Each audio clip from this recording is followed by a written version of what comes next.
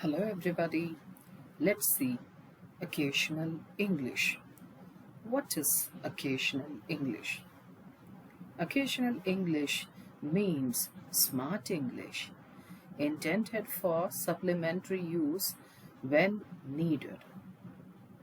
And euphemisms are one of the figures of speeches. Figures of speech is a deviation from the ordinary use of words in order to increase their effectiveness. This euphemism is a figure of speech which means an expression in which the words are not used in their literal sense. Euphemism is the use of words in an unusual or imaginative manner. So let's see a list of euphemisms. So before getting into that, let's see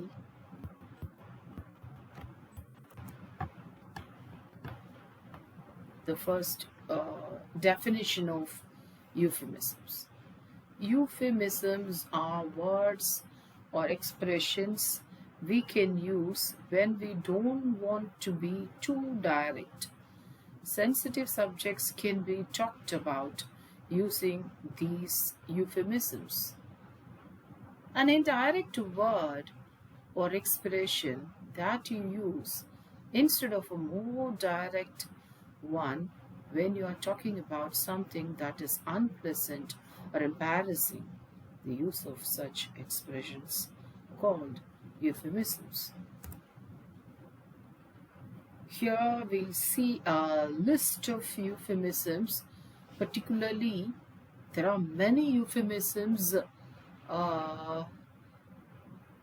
for death, dead, and dying, or the terms that are often couched in more indirect, evasive, or protective language, such as euphemism. So we are very much scared of, we usually hesitate to use such words like death, dead, dying, and etc. So here are a list of euphemisms related to the word death. The first euphemism is passed away instead of died. They mean the same, but some people feel that pass away is gentler or more polite. Also, the manner of death when someone passes away has to be fairly a gentle one, old age or due to some disease. So people don't pass away in car crashes or when they are murdered. Next one is dearly departed instead of died. Dear departed or dearly departed is using dear as an adjective, and it simply means the person who is departed is very much dear to us. Dear departed is using dear as an adjective, and it simply means the person who is departed is dear to us. So that's very important here. And the next one is negative patient outcome. So a negative patient outcome is used for instead of died. So this means actually this euphemism is used in hospitals and hospital management when they are doing some malpractice or something. When the patient is died, which may be used to indicate the possibility that the adverse outcome was related to an iatrogenic error. It's due to some error in their treatment. And next one is collateral damage instead of using accidental deaths. So in other words, it's an accident. It is simply an accident, but not intentional killing. The next one is put to sleep instead of euthanize. I think you all know very well and have heard the word term euthanize, euthanization, that is mercy killing. So here the euphemism, the meaning of the euphemism is become very sick and those who are suffering have no hope of recovery and seem incapable of truly enjoying their life. So it may be time to provide them with a peaceful death through euthanasia by an injection. Bite the big one instead of die is the next euphemism. Bite the big one means we were so lucky. Actually, there is an example. So the example is we were so lucky to avoid that massive accident. We could have bitten the big one. So that bite the big bite is death here. And next one is bought the farm instead of died. Bought the farm instead of died is the next euphemism, and this one very often refers to the death in battle or by some accident, particularly a plane crash. And next one is wearing cement shoes instead of killed. Wearing cement shoes instead of killing is a cement shoes, a concrete shoes, or Chicago overcoat are a method of methods of murders or body disposal, usually associated with criminals such as the mafia or gang people. The next one is bit the dust instead of died. Bite the dust is usually used to describe a fall to the ground or someone's death and is more commonly associated with the death of a soldier in battle, but it also has the more modern association with general failure. And next one is again associated with death only. So crocked instead of dead, died. Crocking is a sound. Crock is a sound of frogs. So people who die usually in their deathbed they make a crocking sound. So this term crocked is used instead of died here. And next one is a very common one. Everybody knows it. So kick the bucket instead of again died. So this is a very informal, sometimes a disrespectful way to say someone has died.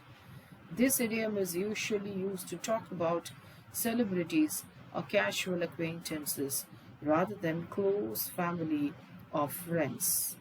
And the next term is euphemism is whacked. So whacked is to kill deliberately. It literally means murdering someone, to get killed. Okay, murdering. So whacked instead of killed. So these are the terms associated with death. And the next one is pregnancy termination instead of using abortion.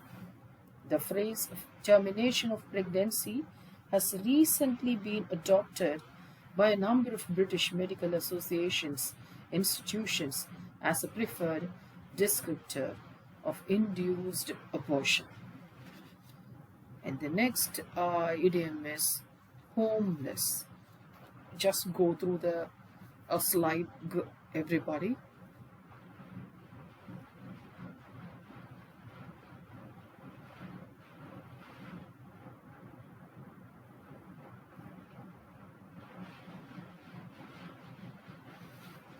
Yes. So the idiom here, homelessness, I think you all very much aware of such a pathetic condition. Calling someone homeless is really a cruel, a rude way of a rude and insulting way.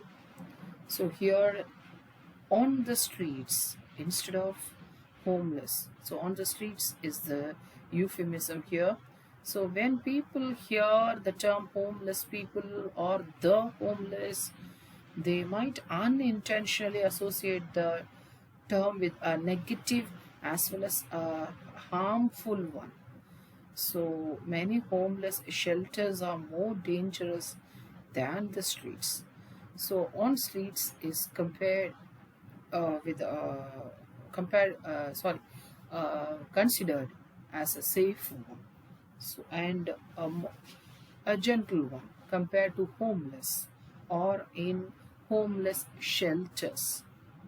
And the next one is urban outdoors man instead of homeless. Urban outdoor man, this is actually associated, it has some association with political things, politics. A politically correct euphemism used to describe a chronic homeless person, a term used to cast a positive or sympathetic connotation upon the unrespectful lifestyle of homeless. Sometimes they may indulge in some criminal activities. So, our urban outdoors man is used as a negative euphemism. And see the picture. It is a prison. The people are prisoners. This euphemism is related to prison, jail. So first one is correctional facility. Correctional facility instead of jail. The correctional facility, the term itself says correcting something. So it is to rehabilitate the confined criminals. Correctional facility tries to rectify them, and the purpose of prison is to punish the criminal. Jail and prison, in there they punish the criminal, whereas this correctional facility or correctional center, in this center they just rehabilitate the criminals. So this is the difference between a jail and correctional facility center. And the next one is relocation center. Again, this term is actually used during the Second World War and after Second World War period. It is to refer to the forced removal of Japanese Americans, and the sites were called relocation center. Relocation center is a center where the Japanese Americans were settled. And see this picture. So this again shows of this joblessness. Just read the euphemism here.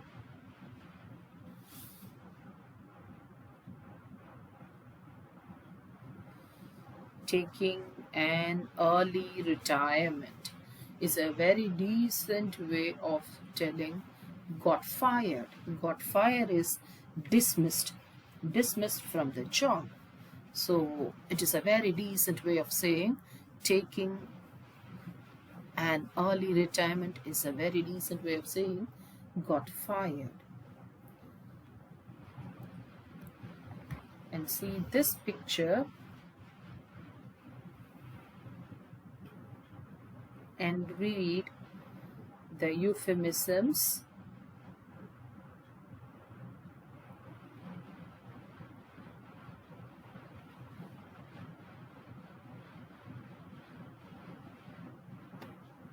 Okay, first one, between jobs instead of unemployed.